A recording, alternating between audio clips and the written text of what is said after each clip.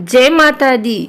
आइए सुनते हैं नवरात्रि के 7वें दिन माँ कालरात्रि की व्रत कथा, पूजन विधि, भोग एवं महत्व। नवरात्रि के 7वें दिन को महासप्तमी के नाम से भी जाना जाता है। इस दिन कालरात्रि की पूजा करने का विधान है। माँ कालरात्रि की पूजा करने से भूत प्रेत भी भाग जाते हैं। माँ कालरात्रि बेहद शक्तिशाली हैं। जो लोग विधि विधान से माँ कालरात्रि की पूजा अर्चना करते हैं उसे संकटों से मुक्ति मिल जाती है।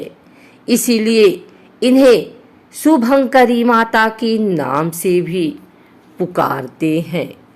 माँ कालरात्रि देखने में बहुत ही भयंकर हैं, लेकिन उनका हृदय बहुत ही कोमल है। इनकी नाक से आग की भयंकर लपटें निकलती हैं। माँ कालरात्रि की सवारी गर्दभ यानी गधा है।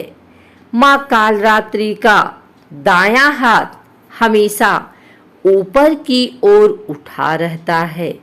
इसका अर्थ माँ सभी को आशीर्वाद दे रही हैं। माँ कालरात्रि के निचले दाहिने हाथ की मुद्रा भक्तों के भय को दूर करने वाली है। उनके बाएं हाथ में लोहे की कांटेदार अस्त्र हैं। निचले बाएं हाथ में कटार हैं। आइए सुनते हैं माँ कालरात्रि की यह कथा। पौराणिक कथा के मुताबिक दैत्य शुंभ, निशुंभ और रक्तबीज ने तीनों लोकों में अपना आतंक मचाना शुरू कर दिया, तो देवतागण परेशान हो गए और भगवान शंकर के पास पहुँचे।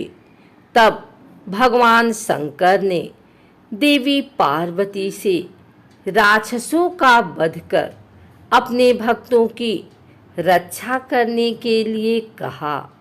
भगवान शंकर का आदेश प्राप्त करने के बाद पार्वती जी ने दुर्गा का रूप धारण किया और शुंभ निशुंभ का वध किया। लेकिन जैसे ही माँ दुर्गा ने रक्तबीज को मारा, उसके शरीर से निकले रक्त की बूंदों से लाखों रक्तबीज उत्पन्न हो गए। तब माँ दुर्गा ने माँ कालरात्रि के रूप में अवतार लिया। माँ कालरात्रि ने इसके बाद रक्तबीज का वध किया और उसके शरीर से निकलने वाले रक्त को अपने मुख में भर लिया। माँ दुर्गा का विकराल रूप है माँ काली, और यह बात सब जानते हैं कि दुष्टों का संहार करने के लिए माँ ने यह रूप धरा था। शास्त्रों में माँ के इस रूप को धारण करने के पीछे कई कथाएं प्रचलित हैं और उनका व्याख्यान भी वहाँ मिलता है। आइए जानते हैं इस भयंकर रूप के पीछे की यह कथा। एक बार दारुक नाम के असुर ने ब्रह्मा को प्रसन्न किया। उनके द्वारा दिए गए वरदान से वह देवों और ब्राह्मणों को प्रलय की अग्नि के समान दुख देने लगा। उसने सभी धार्मिक अनुष्ठान बंद करा दिए और स्वर्गलोक में अपना राज्य स्थापित कर लिया। सभी देवता ब्रह्मा और विष्णु के धाम पहुँचे। ब्रह्मा जी ने बताया कि यह दुष्ट केवल स्त्री द्वारा मारा जाएगा। तब ब्रह्मा विष्णु सहित सभी देव स्त्री रूप धर दुष्ट दारुक से लड़ने गए, परंतु वह दैत्य अत्यंत बलशाली था। उसने उन सभी को परास्त कर भगा दिया। ब्रह्मा विष्णु समेत सभी देव भगवान शिव के धाम कैलाश पर्वत पहुँचे तथा उन्हें दैत्य दारुक के विषय में बताया। भगवान शिव ने उनकी बात सुन माँ पार्वती की ओर देखा और कहा, हे कल्याणी, जगत के हित के लिए और दुष्ट दारुक के वध के लिए मैं तुमसे प्रार्थना करता हूँ। यह सुन माँ पार्वती मुस्कुराई और अपने एक अंश को भगवान शिव में प्रवेश कराया, जिसे माँ भगवती के माया से इंद्र आदि देवता और ब्रह्मा नहीं देख पाए।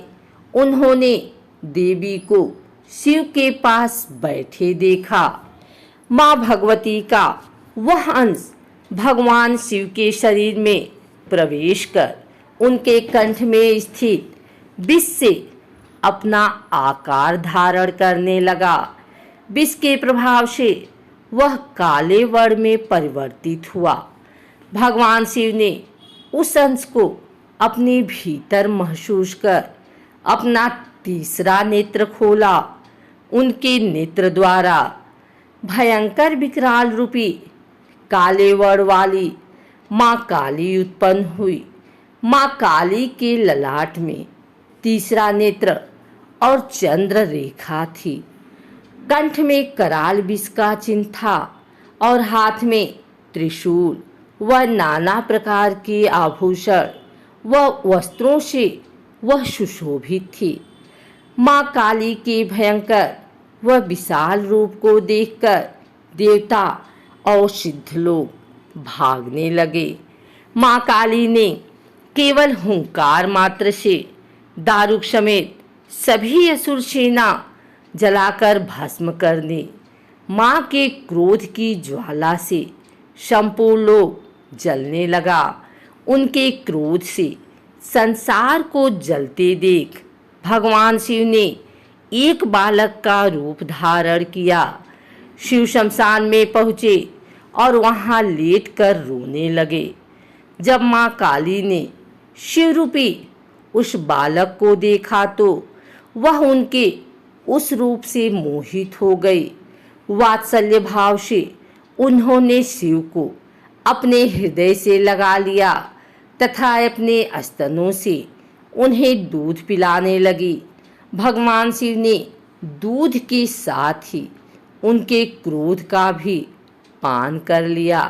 उनके उस क्रोध से 8 मूर्ति हुई जो क्षेत्रपाल कहलाई। शिवजी द्वारा माँ काली का क्रोध पी जाने के कारण वह मूर्छित हो गई। देवी को होश में लाने के लिए शिवजी ने शिव तांडव किया। होश में आने पर माँ काली ने जब शिव को नृत्य करते देखा तो वे भी नाचने लगी, जिस कारण उन्हें योगिनी भी कहा गया।